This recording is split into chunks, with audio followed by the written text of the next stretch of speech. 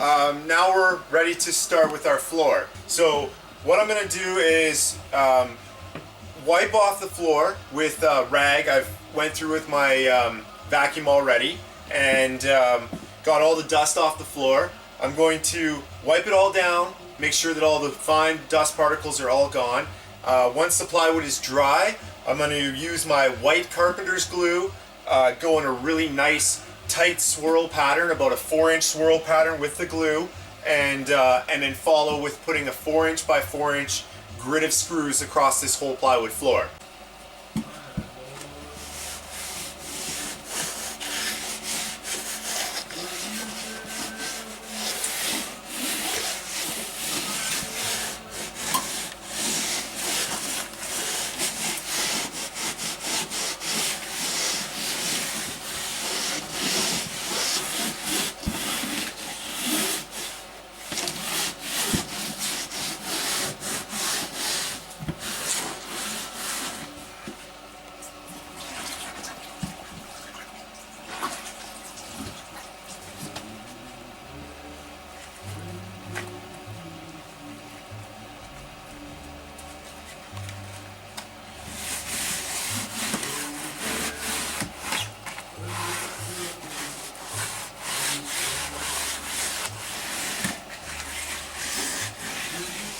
Okay, so now I'm ready to install the subfloor. It's 3/8 thick spruce plywood going on top of the existing subfloor.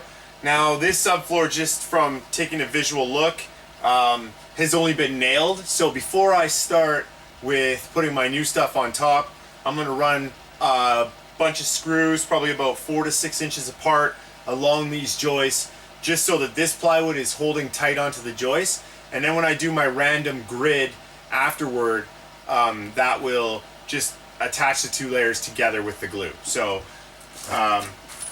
very important that you're using a wood screw, a wood floor screw, sorry, not just a wood screw. They have a certain thread, the certain way that the threads go around the screw that is meant for subfloor. So just a little tip, and the thickness just be twice the thickness of the material that you're screwing down. So got all my lines, you can see marked here with pencil, and I'm just going to proceed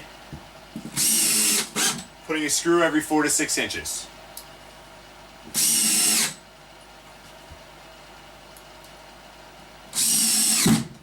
Okay, so I've got the screws ran into the floor, the existing floor. I've pre-cut my 3/8 plywood down to size. I went running this way, which is 90 degrees to the joists. Whenever possible, run your sheeting 90 degrees, which means if the joists are running this way, you want to run your plywood this way. So I've notched out for this. This is not a main concern of mine, this hole that's here, because we're putting a fiberglass shower pan here after, so I'm just going to plywood right through it for today.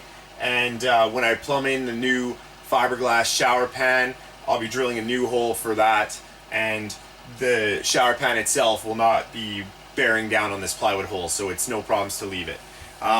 One main problem when people do subfloor is they assume that they've got to use a PL400 or like a caulking style glue adhesive, which is what you would use on a joist, because there's slight imperfections on a joist, so when you put the thicker bead down, it trues it up a little bit.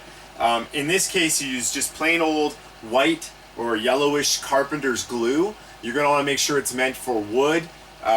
This stuff spreads really thin, so I like to drill a 1/4-inch hole in the top and start pouring glue out on like a 4-inch swirl pattern, which I'm going to show you. I've got a pencil line across here marking where my sheet joint is, so I won't glue past there. So I'm going to glue up this whole area, then drag in my sheet and begin to screw it down.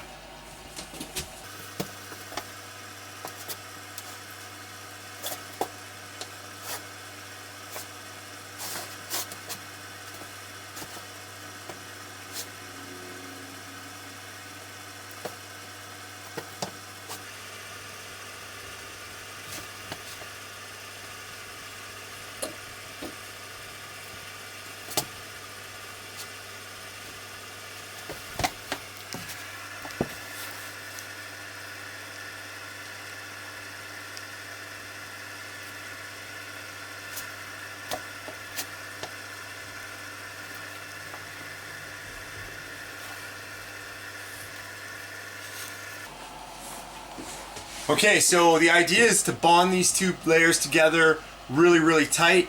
You can see here that once we put our plywood on top of this glue swirl pattern, that it's going to really sit flat and bond these two layers together forever. So now I'm going to drag in my sheet and begin screwing.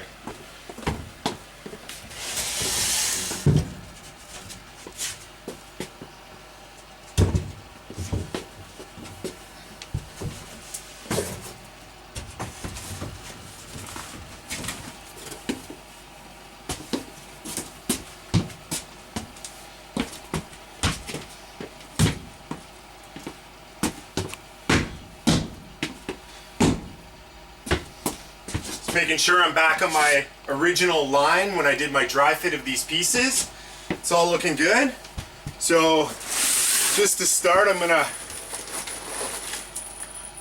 run screws down in the corners, down the center, and down the other side, and then I'm gonna mark my 4-inch grid pattern out.